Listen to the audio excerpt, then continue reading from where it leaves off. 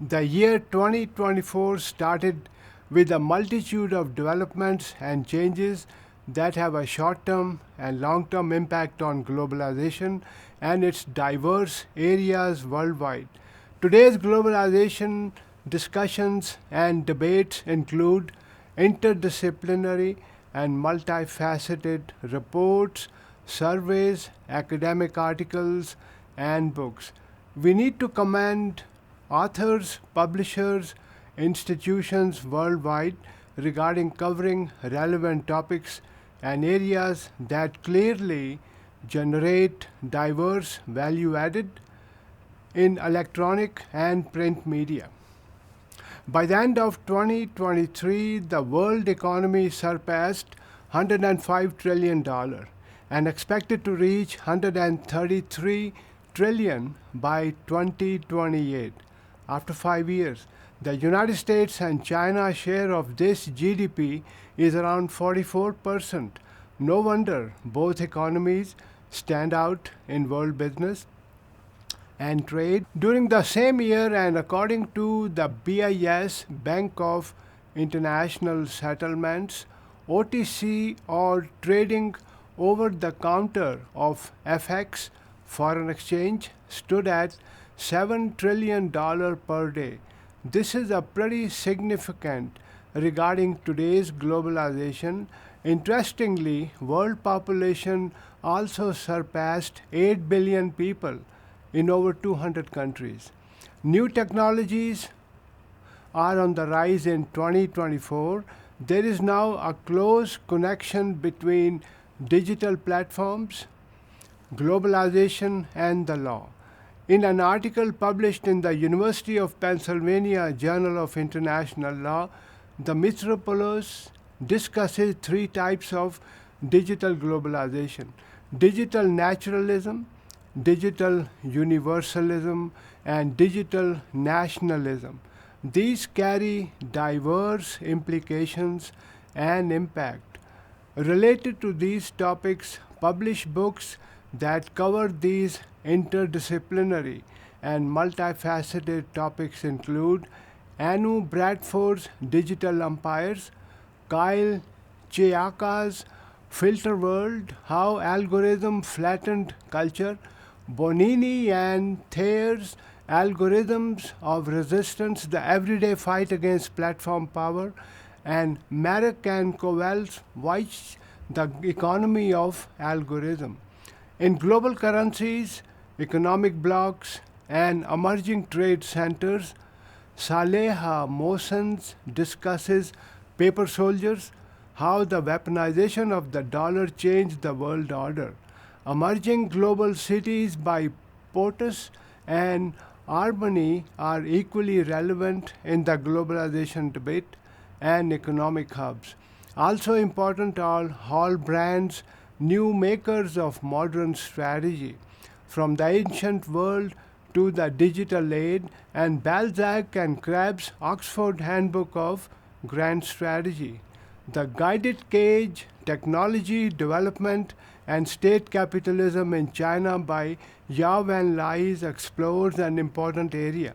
The World Bank's Within Reach, Navigating the Political Economy of Decarbonization is a useful investigation as well. Regarding concentrated corporate power or monopoly, competition policy, antitrust laws, Crane and Novak's anti-monopoly, and American democracy is a useful study, along with Kyle Williams' Taming the Octopus, the long battle for the soul of the corporation.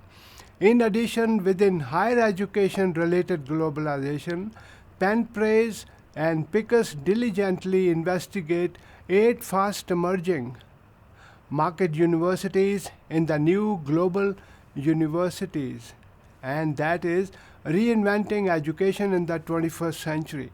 In history, Heather and Rapley's Why Empires Fall, Rome, America, and the Future of the West is equally relevant and insightful.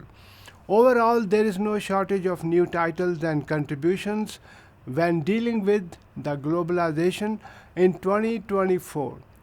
These new titles and value added deal with changing forces of globalization, reglobalization, MNCs strategies, and MNCs are multinational corporations, and countries' grand strategies. Rule-based globalization and bipolar world are hot topics, along with migration, inequality, technology disruptions, and country and region-specific regulatory issues.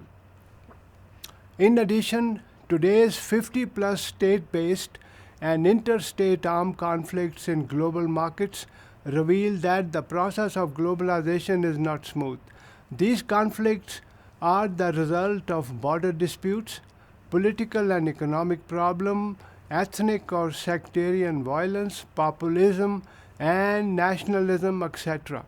According to a survey by the RAND Corporation, today's conflicts also deal with national security, risks and geopolitical and territorial rivalries, environmental catastrophes, and natural disasters are all important. Part of climate change that is major disruptive force in global business. Resource cuts, the Dutch disease, and systematic corruption in some countries is a major problem. In 2024, over 50 countries with 2 billion people will be going to elections. Some of these elections have already taken place. According to one survey, 2024 can be called a super election year, bringing a wide array of socio-economic and structural changes and developments in many countries. These also have long-term ramifications. Today's elections definitely impact the process of globalization in 2024. Within these facts and changing perspectives, Martin Wolf in Financial Times accurately comments that from demography to technology, it is crucial to pay attention to the forces that will certainly shape our future. Interestingly, these forces take the forms of changing population, migration, climate change, technology disruption, knowledge creation, and country specific growth problems. No wonder unemployment issues in emerging markets and developing countries are major hurdles in growth. Joseph Nye, a famous political scientist, in the same publication correctly observes that forces of geography, energy, security, and supplies, dollar based financial structure, demographics, and technological leadership will make a big difference in coming years because of today's interconnected and interlinked economy.